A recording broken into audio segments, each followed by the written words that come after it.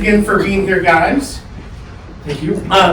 Maybe a good place to start before we kind of open it up to the audience is what was the kind of impetus to kind of go on this journey? I always need to be working on something creative, otherwise I get nervous, and so I'm primarily an editor. And so it was like, I need to make another film, and I had all this archive footage. I managed to find this old raw footage of a film I did when I was a teenager. It was the one with the weird UFO. And I found that, it was like, oh, this is raw footage. And I found it in a pile of stuff I had, and I started making these little vignettes from there, and I'd send them to Tim, and I'm like, what do you think of this? And he would, chime in, and so it didn't really have any structure. I just made these little 30-second vignettes, and then I'm like, oh, this is linear.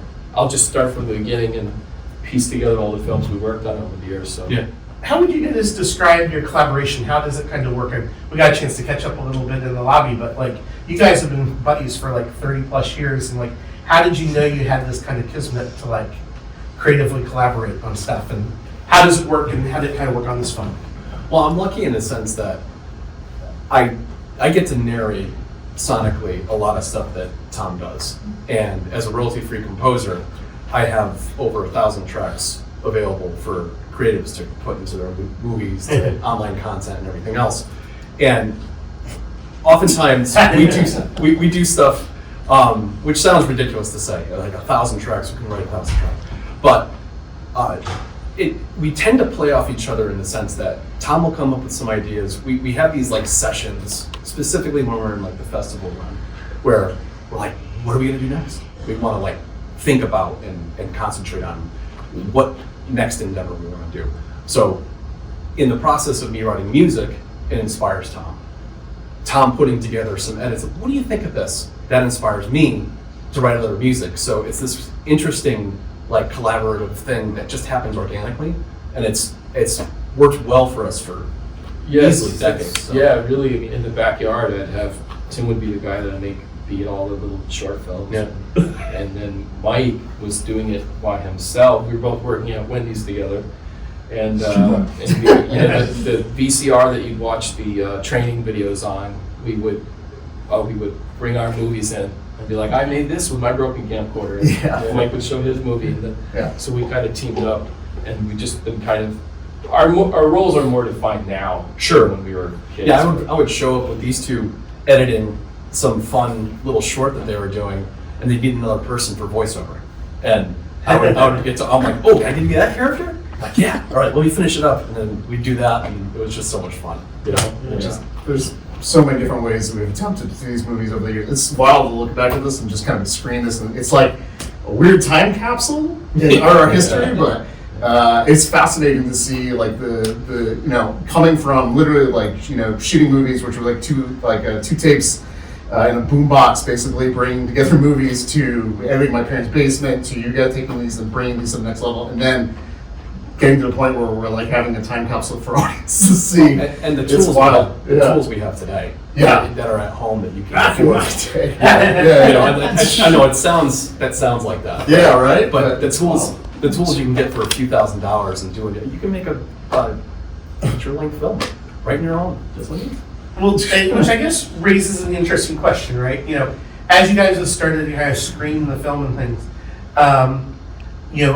younger people that have seen the film, what's been their kind of response? Because in some ways, there's some people that you meet are younger filmmakers who kind of are kind of drawn to some of the tools that you guys were using at that time, and so how do you kind of navigate translating this story? I teach at a community college in New York, and a lot of a good amount of the students are into older tech and are absolutely fascinated by CRTVs and all this really interesting older technology, far more than I ever thought they would be. But yeah, you know how it was, VHS was really not cool for a while, and then it became kind of cool again, But I don't know if you remember, it was there were times people were just throwing all their VHS in the trash because of DVD and all that, and I was actually surprised of the VHS resurgence. So, it's all different ages who are into this kind of stuff, you know? Yeah. Any questions from the audience? You in the back. Do you still have a goal of making a feature-length sci-fi horror movie? And if you do, what do you think it would be about? Yes, I had an idea about like about this woman who gets trapped on a cooking show set, and she stays there for like 100 years, and I don't know what to do with that, but that was Yeah, spoilers. There was many a night that we played back and forth with some of the concepts on that. It was really, really fun. yeah. But we've been in the documentary space now, what, 4 or 5 movies? Yeah, Yeah. And it's cheap. It is cheaper to make doc. I mean, that's what I found. yeah. And that's how I'm able to keep going. But yeah, if I could ever raise some money and I could make sense out of that, Yeah. you know, that'd be so much fun to do it. I think we have a question here in the middle. Oh, they asked me a question, actually. Okay. What was like when you were working on the kind of music? Like, were you trying to tap into like the music of that time, or something that kind of more resonated today? Like, what was your kind of? So our workflow is interesting in that oftentimes I'm in the middle of my own journey while we're working on something together. And what does that mean? So I specifically will focus on a genre based on what we're working on. So 80s synthwave, you know, retro type of stuff was definitely prevalent in the film. And I said, yeah. Once when we're doing principal editing here and everything, I'll make sure that I'm working on some of this stuff. And again, it ends up being some inspiration in the editing process from what we've talked about, but also I have a body of work that sometimes Tom will just revisit and be like, I forgot you wrote this, and this is actually perfect for the scene, and this is how I'm going to frame what's going on here. But then there's the flat out, Tim, I need X, and I'm like, okay, give me 2 weeks, and I'll come up with some ideas, and the ones that are good, I'll start developing, and then I'll release those. And then this question for each of you is like, is there a moment, you know, during the making of the film that there was just something that surprised you that you just like, you'd either forgotten about, you know, or that you just couldn't have even expected when you were on this journey? I thought, I don't know, for me, it was like, it felt like a kind of like a diary a little bit, and I was like, we entered, this is a long story, but we entered 114 film festivals.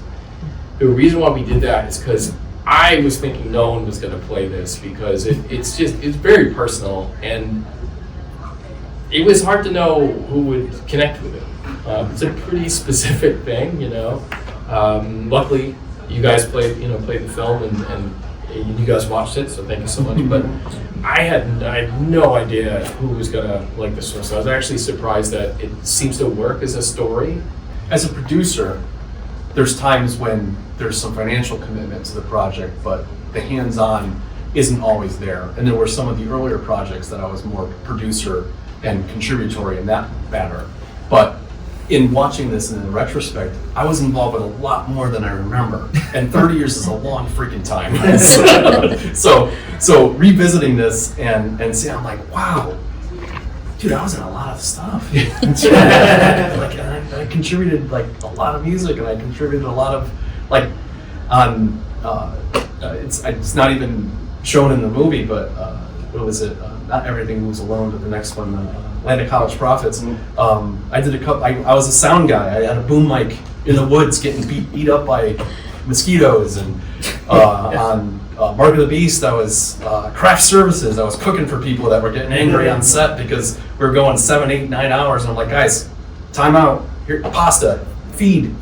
Like we got a film. You know, we've got 2 weekends and a week in between. Let's get this done. Yeah, I think my take was it's a lot to take in, but like remembering making movies is hard. Like, it is a matter of a pride and dream that you are trying to grind and get to the end and make sure to deliver a movie that people are going to want to watch and get experience, and hopefully grows an audience, right? Any movie you see at any of these film festivals, and this one included obviously, is you have to have a lot of respect for creators that can get to the end line, because it takes a lot to get there. There's a lot of things getting in the way. It's almost as the world doesn't want you to finish a movie, but you have to fight through to get to the end.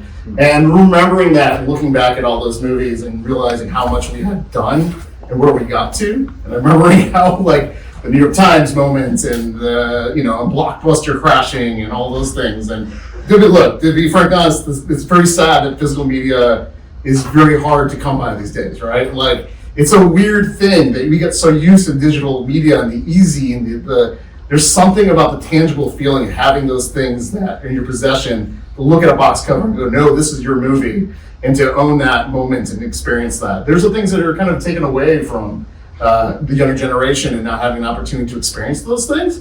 They're experiencing wins in different ways, but I think there's something to be said for, there is the world of films and the film festival circuits and how things have grown and changed is good and bad, but hard and stressful, but it's also really redeeming when those moments happen and they do win, and it successfully gets people to pay attention. Get people in the audience like you all, so much appreciated for that also, to give your time to watch those things and experience those things. It's not easy making movies, but when you do and you deliver and you get a movie out there, it's a huge win, no matter what. So seeing that is...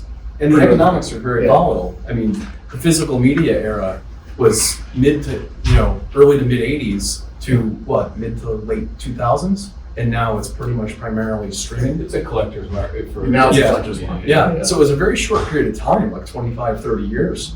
And before that, you had to come here to see stuff like that. You know what I mean? Or wait for it to show up on cable where it's chopped up by commercials, and you ruin, in my opinion, you ruin the flow of watching a movie with, an Advil ad or something. It's like...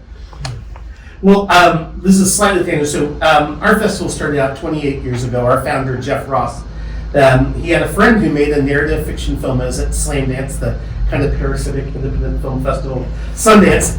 And the film was doing really well, but no place in San Francisco wanted to screen the film, There's who would watch this? So Jeff basically just said, I want to see this film. I'm going to start a film festival here, just like Slamdance, and I'm going to program films. But then he only knew of his friend's film that he really liked. But as we got lots of different submissions and things, he was like, oh, this is really cool. I want to share this with my community. And then now, 28 years later, I don't know that he ever expected that he was going to keep on running a film festival, but it's really neat to run across films like your guys's that just kind of resonated as something special, and it's neat to be able to kind of share with our community here. And so, as we kind of wrap things up, what keeps you guys moving along? 30 years later, what is it that kind of allows you to keep on coming up with ideas and that you want to, kind of throw yourself into this kind of leap of faith of making a film that is going to be challenging, but you decide to stick with it? I really love doing it. I'm kind of compelled to do it. And in the doc space, I've figured out how to operate essentially without money. And that can be an avenue for everyone who's really trying to get budgets and are having trouble. Just know that if you can shoot a lot of the stuff yourself, you can do a doc for pretty much for free. You may have to pick a specific idea that doesn't require a lot of travel and stuff like that, but you can do it. So I think just as an artist, it's literally how I navigate life. If I'm working on my art, if I'm working hard, I'm not nervous. I feel good. And there's a lot of artists like that, where you need to be working on stuff. It makes your life better. So I'll do it as long as I can. Sorry, did you have a... Yeah, I was wondering if you brought a physical copy of your movie. I don't. It's not out yet physically, Okay. but I definitely plan to do that. And you're streaming? You have a streaming service, right? The movies are on. Some of them are on various streaming services. Oh, I thought you were in the doc. It said that you were going to make your own streaming service. Well, distributor, but we would have a catalog of films that would then play on other formats and stuff. Yeah, so there's a catalog of about, I think it's about eight feet. Is it all independent? Was Is it all independent films? Very, very much, yeah. They're most of the ones that were in the doc. Yeah. And they stream on various places. We use Tubi's a place you can get it, right? Tubi, Prime, Tubi, I think some are on Plex. Mhm. Some of the horror ones are just on like Kings of Horror, like on YouTube and stuff like that. I'm primarily using MVD, which is a really great distribution company. If you finish a feature, I would consider contacting MVD. You get kind of like a sub-label. So essentially they'll distribute, they'll do sales for you, but then you retain the rights to your film, you know, and so it's like having your own label. Yeah. So So you have that's the right kind to of- distribute from another place as well, right? It's not exclusive. No, it's not. I mean, but they'll make most of the deals. Yeah, they deal mostly with streaming. If we wanted to do something, Oh, right. theatrical or like we did. Vinegar Syndrome put out this doc we did called American Expendables, which is about kung fu movies by North American Pictures, and it was because MVD didn't care about they didn't want the physical media, so we were able to use a different company. So that's what I mean. And we're able to kind of have our own label. We can do this with physical media, streaming. MVD will do it, and that kind of thing. You know? Does MBD take short films? I don't think so. I don't think Okay. they do shorts so Unless much. it's a collection or Yeah, something. like an anthology. Yeah. Yeah, like an anthology. Yeah. Cool. Thank you. Yeah, sure. And so one of the things I always try to remember, audience, we're so lucky that you guys share your films with us at film festivals so early on in the career. And so our job is to talk about it. So whether you're grabbing a beer down the street or when you're back at work or school on Monday, talk about this and share. But what are the best ways to kind of follow the film and kind of follow what you guys are up to next? Yeah, VHSmassacre.com will have any updates on distribution and screening dates and things like that. And then there's all accompanied social media, pretty much every platform, VHS Massacres they handle. And then for you? Yeah, Tim Kulig Free Music. That's it's where you can get all my music for free. You just need attribution in your content or in your movies or TV. And also my socials wrap around everything that I do with Tom. So we kind of cross promote. So either way will get you to the movies and everything we do. I'm just there to support my friends. So follow me on Instagram. Thank you again for being here, guys. Really appreciate it.